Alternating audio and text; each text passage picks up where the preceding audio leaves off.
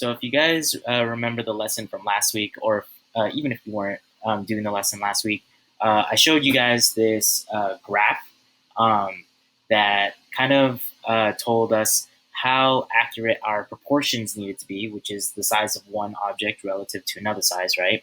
Uh, if we have simple shapes versus abstract shapes, right? Abstract shapes are shapes that you can't name. So, like a simple shape, for example, is like a circle, triangle, square, oval, things like that, things with names, right? Abstract shapes, you can't name them because they're just really weird shapes, right?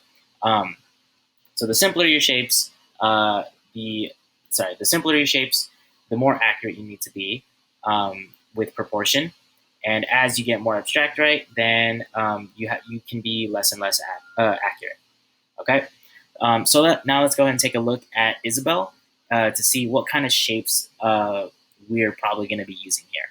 All right. So we have this shape up top, kind of looks like a circle. So since I can name it, it's a simple shape. Right back here, kind of a circle as well. Simple shape, circle, circle. Her whole head's kind of like a big bell shape, kind of like a round square or rectangle. I can name it. Not exactly. So that's probably somewhere around here, right? Since I can compare it to a shape, I would say somewhere around there, right? Her body, kind of another rectangle. Yep. Not a perfect one, so probably around here. We got some like oval type shapes. Something looks kind of like an oval, like a hot dog. Maybe around here. Her arms kind of the same shape. They're like round tubes, kind of like Patrick's actually, if you think about it, just not as triangular. Her tail is a triangle.